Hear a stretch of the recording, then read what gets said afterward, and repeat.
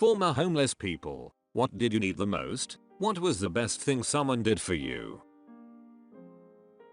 Clean socks and underwear and basic hygiene. The best thing a person did for me was explain to me that nobody gives a duck about me except me and my family. That conversation went a long way to me stopping shooting up in alleys and getting a career. Showers and a place to wash your clothes to save as much money for food to be able to get dollar menu items and feed yourself 3 times off $5 and some change. Not sure if living in the car counts as homeless, oh, but a 93 accord ain't exactly a home. My wife was homeless as a teenager. On Friday afternoons, a businessman would walk up to her and ask her if she was hungry. She would say yes, and he would take her into the restaurant on the corner. She never felt any danger with him, and she has had to cut somebody badly before. He was just some dude offering her a meal. He would let her get anything in the menu. He would sit and read the paper and drink a cup of coffee. There was never any conversation. When he was finished, he would pay the bill and leave. There was never any exchange of words other than you hungry and have what you want, and have a good afternoon. This happened multiple times. She never felt like a project to him. She never felt less than him. She never felt in danger. He was just a guy who saw a dirty girl on the street who needed to eat. She has since gotten her GED, graduated from a trade school with a fitness degree, and now has earned her MBA with honors. She is an amazing woman and an amazing mother. The one wish she has is that she can run into the businessman who bought her lunches and thank him. When I lost my job after the Y2K remediation, I wound up broke as a joke and no hopes of job from anywhere in Oregon at the time. Girlfriend got asked to come take over her family's failing company business in Utah and we decided to go for it. Got here with nowhere to live, no money, 1.4 tank of gas. We lived in our cars for a while, then we found a row of 3 abandoned houses in Provo and squatted in the middle one while she tried to rescue the family business. I got a gig delivering those stupid free newspapers that people get in their driveway. Wife's car was a long F350 so we could deliver a ton of papers. That's what kept us fed. I was 32 and a paper route was my only income. As far as the nicest thing anyone did, one day a guy came and knocked on our door, saying he was the house owner. We said sorry and we will pack up and GTFO right now. However, the guy was nice. He said he owned all 3 of these empty houses and thanked us for keeping the crackheads out of them, and he let us stay there. He even turned the power on for us. WTF. 6 months after that I wound up getting a job at eBay, and it was onward and upward from there. So really all we needed was a chance. We got it. Hygiene.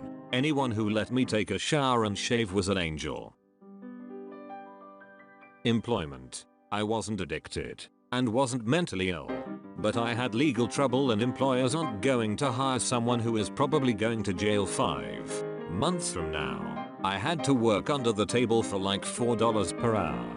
If there had been a way for me to get a decent temp job, I could have probably got a shitty apartment for the interim. I was able to secure a spot in a church basement for a little while. The nicest thing anyone did was one of the people from church brought me a Super Nintendo and a stack of games to help keep the boredom and loneliness at bay.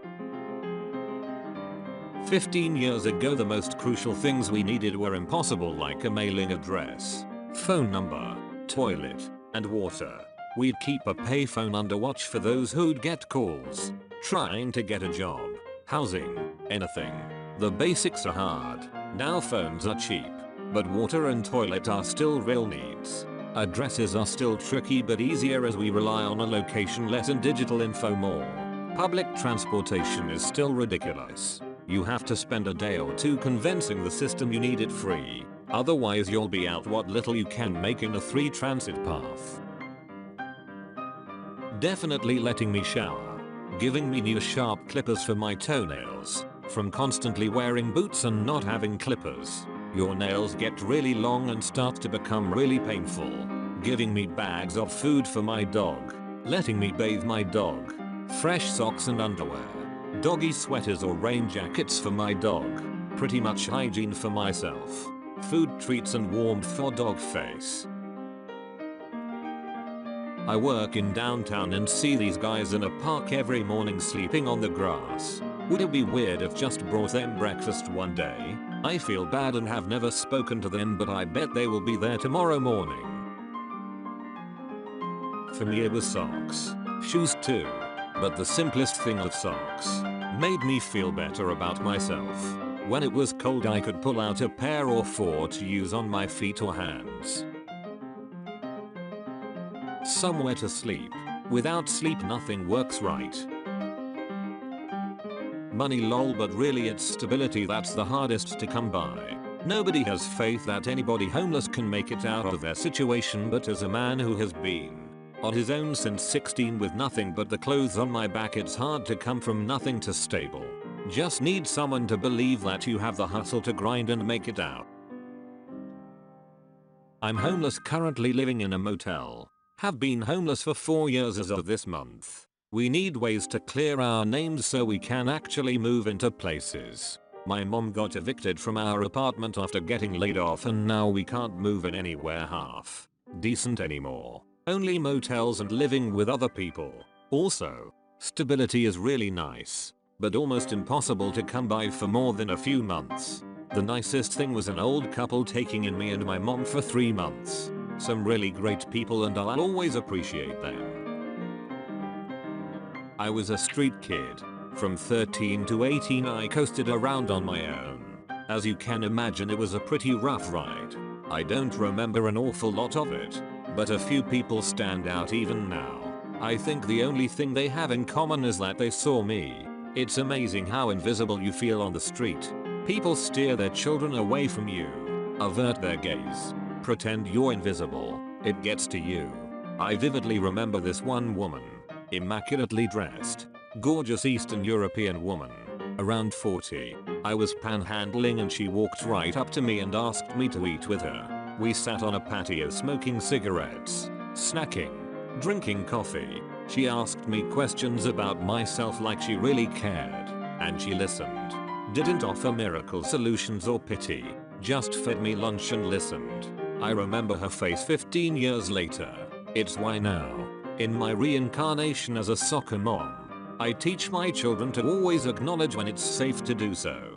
You don't always need to give, but a smile or a how are you goes an incredibly long way. I was homeless at 14 in New York City. The thing I needed most was to be able to see the finish line, to know when this would come to an end. The feeling was like being put in prison without committing a crime and not being told your release date, so you couldn't even count the days. A desolation so dark that it all but drained the life from me. I'm 60 years old now and that feeling still comes back to me. At times I feel like I'm still on the street. Not the homeless man, but this is what a homeless man said to me. I had gone to a cafe and gotten myself a donut and frappuccino. I enjoyed the frappuccino and was left too full for the donut. When I walked out the cafe, there was this homeless man begging. I had him the donut and told him to enjoy it. He said, "This is the nicest thing someone did for me this week. Please remember, homeless people are people first and foremost. Talk to them every now and then. Listen to them. Share your time. Share some food with them. They deserve love just as much as everyone else." A place to sleep and shower. You'll be amazed how much you'd value a good night's sleep on a couch or a bed then in the morning. Having a shower. A close second to those was actually someone taking my situation seriously and helped me through it. My situation was an odd one. I was considered too unstable mentally to hold down a job, yet I still had to work because while I was considered by doctors and mental health professionals to be unstable, by my country's ducked up sense of what poverty isn't, I couldn't claim any benefits. It didn't help that the one benefit I was entitled to was withheld from me by a vindictive housing officer, and my abusive mother would steal most my money I got. I can only speak about my homeless experience, but I had a point where I was at the lowest point and it took 2 suicide attempts to actually get any help for my issue.